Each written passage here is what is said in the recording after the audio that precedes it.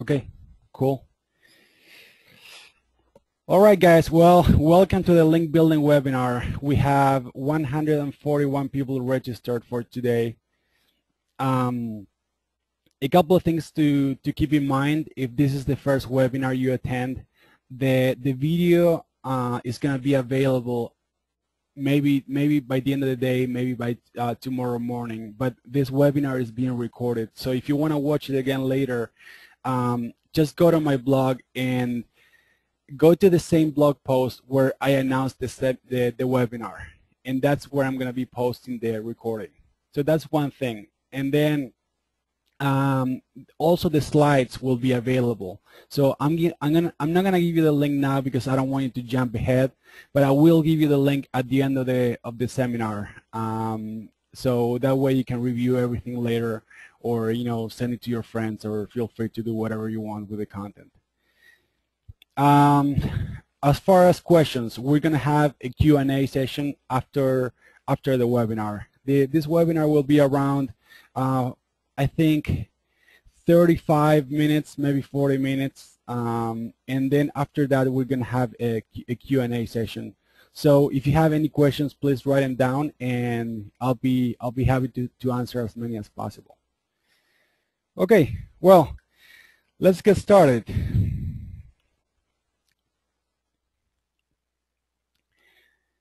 I would like to start talking about why links are so important. And there are a lot of different things you want to do for an SEO campaign, but what really makes all the difference is links. How many websites and what kind of websites are linking to your site?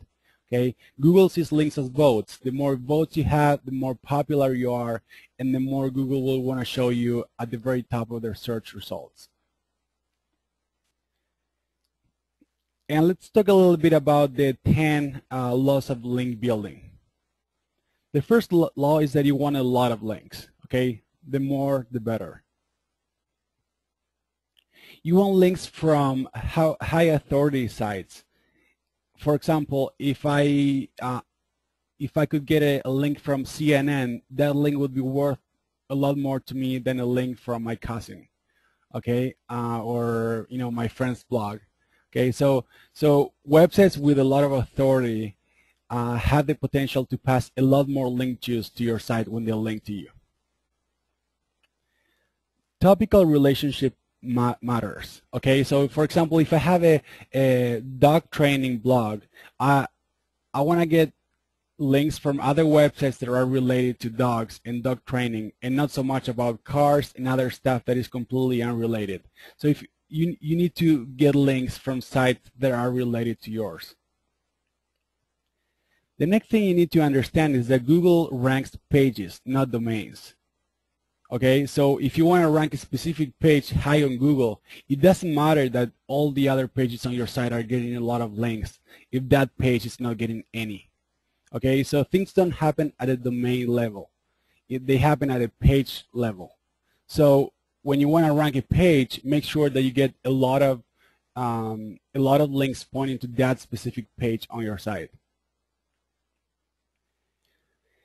This is really important. The anchor text, which is the text in the link, the actual clickable piece of text that is usually blue and underlined. These are the wrong. This is the wrong way to do it. For example, interested in our SEO services, learn more, or check out our SEO services, www whatever. So this is not how you want to do it. Okay, you don't want the anchor text, the actual link, to be something generic like learn more, click here, or www.yourwebsite.com. You want the anchor text to be descriptive, and you want to use your keywords in the anchor text. This is the right way to do it. Learn more about our SEO services. And the context matters too. It's not only about the link in the text itself, but it's also about the link surrounding the text. Internal links count. So it's not only about the links that you get from external websites, from other websites. It's also about the links that you get from your own website. I mean, every website has a lot of pages, and these pages link to each other. Now, we just talked a little bit about the anchor text of your links. When you get links from external sites, sometimes you have influence on the anchor text, and sometimes you don't. But when you are linking from your site to some other page on your site, then you have full control over those anchor texts. So, of course, you want to use your keywords as much as possible. Not all links last forever. And this is basically for two reasons. Sometimes you create a link on a page, and the owner of that website decides to remove that page from the site. Or maybe Google doesn't think that page is relevant anymore, and they decide to remove it from their index. Okay, so basically what you need to understand is that when it comes to link building, you can't just build a couple of links once and forget about it. You always have to be on top of it. You always have to be building new links. The rule number 9 is you need to make it look natural. Of course, Google doesn't like it when people try to manipulate the search engine rankings. So, if, for example, you go out there next week, you get 1,000 links, and the week after that you get 0. That's very suspicious, because that's not how it usually works. You don't get 1,000 links one week and then no links the next week. So make sure that you build links evenly across time. The other thing you need to keep in mind is that although it makes sense to use the right anchor text with your keywords to build links to your site, you don't want 100% of your links to be anchor text optimized. Okay, I mean, you want to throw a couple of www.yourwebsite.com, click here, learn more. You want to throw some of those in there to make the whole linking profile look a little bit more natural. And keep in mind that some links are no-follow, which means that are not counted by Google in their algorithms. And I use a tool called the SEO for Firefox. And again, if you just joined the webinar, I will give you access to these slides, so you don't need to write all the links down. I'll be sharing a lot of links with you today, so you don't need to write them all down. I'll give you the slides, and that way you can just copy and paste or just click on the slides and check out all these different tools that I'll be sharing with you.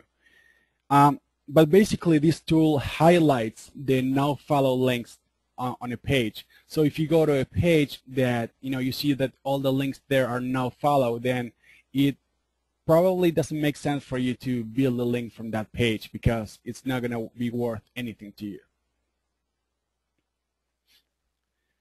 Okay, we discussed the link building laws, and now I want to talk a little bit about the link building process.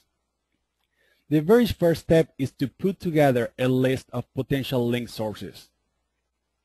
After you have that, you need to work on actually getting the links. Okay, and there are basically 3 different ways to get links. You can earn them, and this is what happens when your content is really good, and people, or maybe you have something really amazing on your site, or people like your website, or whatever it is. You earn those links. People link to you without you having to ask for this to happen. And of course, these are the best kind of links, because they, these are not websites that are linking to everybody. They're linking to you because they like you. Okay, so plus, I mean, you don't have to get out there and spend a lot of time trying to get these. You just earn them. Then we have the links that you ask for. So you go to websites, you contact webmasters, and you try to ask for a link. You need to give people a really good reason to link to you. Otherwise, they just won't. And Then you have websites where you can place links without contacting the webmaster. And these are websites that accept user-generated content, such as like blogs and forums, and pretty much any website where you can go up there and post something. It could be an article, it could be a comment, it could be a piece of text, whatever you want. So let's start talking about the first step of the process, which is to find the potential link sources.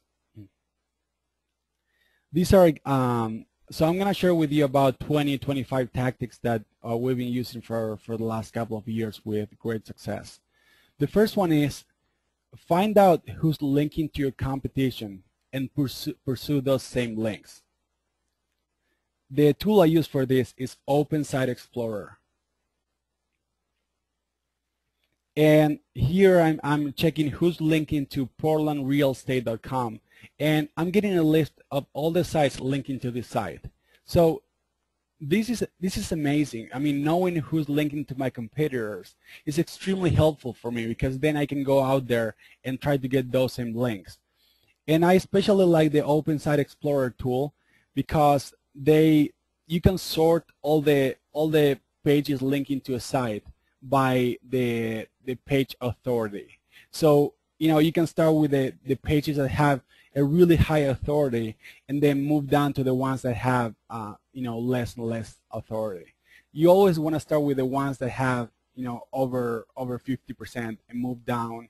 And once you hit the 20% or 30%, you don't want to pursue those link sources anymore, because those are not really worth much to you. But for pages that have an authority of anywhere from 50 to 100, those are amazing link sources. And it's really priceless to know which of these sites are linking to your competitors.